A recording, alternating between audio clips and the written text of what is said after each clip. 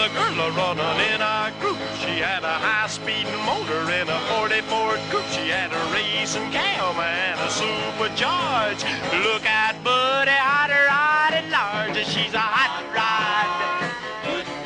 She's a hot rod. She's my hot rod. That the mechanics say are there better cars to work on. I'm going to let you have them. Honda Civic, nice car to get, they're not hard to work on. Honda Accord, not at all hard to work on. Toyota Camry, they're fine. Toyota Corolla, I don't see a lot of problems with them. And the Toyota Prius, believe it or not. I got to tell you what, the Toyota Prius is easy, and I know why. They don't break. We don't see those except for maintenance. And if you did order one of those Porsches or even a Mercedes-Benz or one of them Europeans, well, guess what? In Germany, where they have some of the fiercest labor unions in the world, they have been on strike. Now they're on their third try of 24-hour strikes. You're going to be delayed. Your Porsche is going to be late getting here. Trust me, because they don't mess around in Germany. Those guys they're top of the line. I'm going to tell you what, if what happened here had happened in Germany, where the fat cats and the manufacturer cats had stolen all the money, I don't want to tell you what would have happened to them in Germany. It wouldn't have been pretty, I guarantee it, because they don't mess around over there. And the unions are definitely in charge and definitely hot to trot. They're good going. Hey, this is Mark Bielik from the Chicago Auto Show. Hi, Mark Bielik. How are you, buddy? Hey, I'm so glad you got the call. I'm good. Everybody out here in Northwest Indiana and Southwest Michigan is dying to hear about this car show. It's going to be great this year, isn't it? Absolutely. We're really excited. And you know what? We have a lot of people that come from Indiana to the show, and they a lot of them take the South Shore, which stops right in McCormick Place. Oh, exactly. They can ride that all the way from Michigan City. Yeah, that's pretty neat. And when you think about it, you can park at the train station and get outside you ride the train all the way and you get out in the train station in the building. Yeah, you're right there. It's the best way to go. You don't have to get rained on or snowed on or nothing. Nope. That's outstanding. We don't like that snow word. We don't like the snow word. I don't like that S word. No, that's terrible. Hey, Mark, what's going to be brand new with this year at the show? There's got to be so much electronics going on, and you got to answer me one question. I know that Geely, the Chinese car company, is going to debut a flying car sometime this year in one of the car shows, and I'm hoping it was Chicago, but I don't know. It's kind of soon. I'm guaranteeing you it won't be in Chicago this year. But just as a side note on some of the Chinese manufacturers, we've been talking to them and they're close. I don't want to derail this conversation, but they're pretty close to bringing cars to the United States, probably within the next 2 or 3 years. Oh, I know. So, they've talked about it. Sure. Yeah. So for Chicago this year, we're really excited. I mean, we are the biggest show. We've got the biggest attendance. We've got the biggest floor space. We've got a great building with McCormick Place. And so we've got about 1,100,000 square feet of roughly 1,000 cars, give or take every year. The number kind of goes up or down. But we've got a new test track from Kia where they're going to have their Sportage and Sorento vehicles on kind of like a off-road track. Toyota is doing a track with their new Camry, and they're going to demonstrate all of the safety and technology features on that vehicle. And then Camp Jeep is back with their indoor track, which is just amazing. I'm sure you've seen it. They basically build an off-road course in the inside of McCormick Place, and you can go for a ride in the brand new Wrangler, which is pretty cool.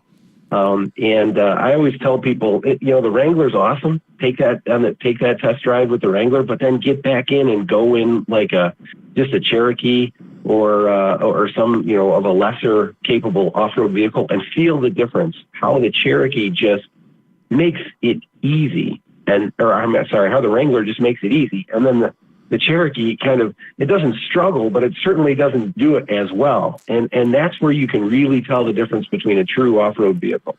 Oh, yeah, well, the actual Cherokee isn't really built for it, where the Wrangler is definitely built for it. How about any kind of Absolutely. self-driving cars? Are we going to see any of those there this year?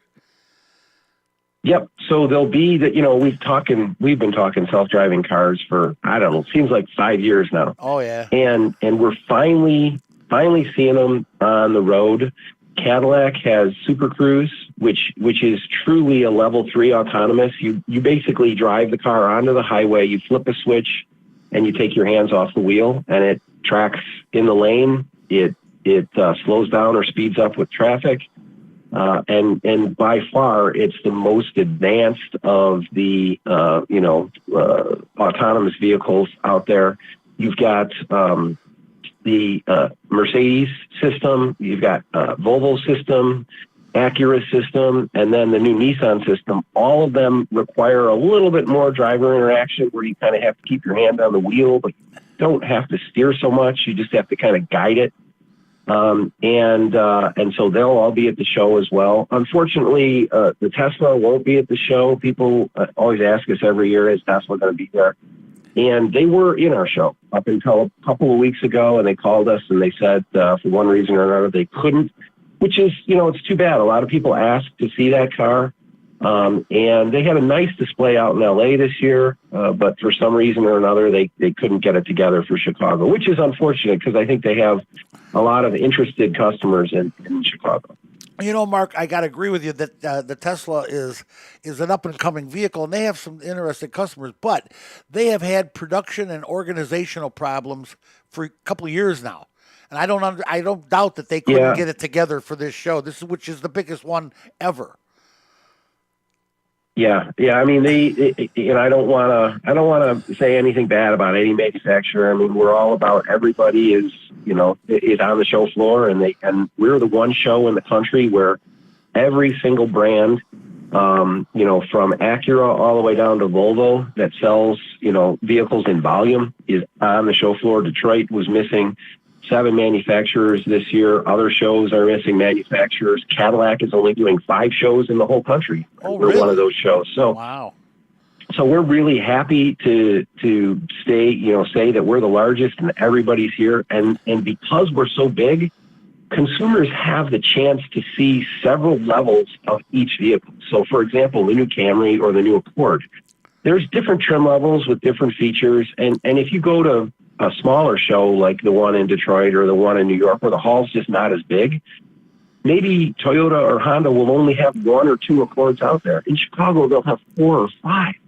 Oh, I know. And what that allows consumers to do is to get in and see the different trim levels. And when they decide, okay, I want to buy this car, they can go to the dealer armed with, I want to buy the Camry SE, or I want to buy the Honda Accord LX.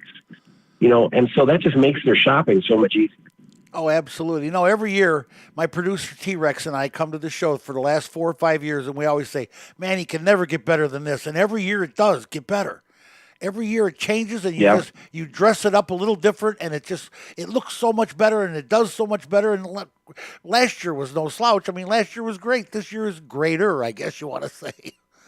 Yeah. We'll add 6 outdoor test drives this year. It'll be Cadillac, Ford, Kia, Mazda, Subaru, and Volkswagen. All have where you can actually get in and drive the car. And then we're also going to add a electric vehicle drive.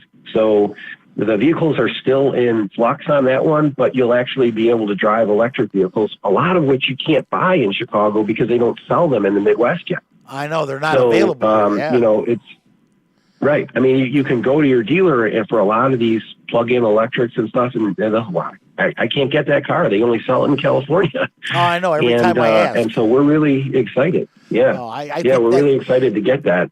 That is going to be just tremendous to have all those vehicles that we actually, the ones we can read about and talk about, we can actually now touch. Right. Absolutely. Oh, you guys have got it all together again. I'm telling you, it's great. Absolutely great. And, so our website, ChicagoAutoShow.com, I'm actually going in this weekend and adding all the appearances.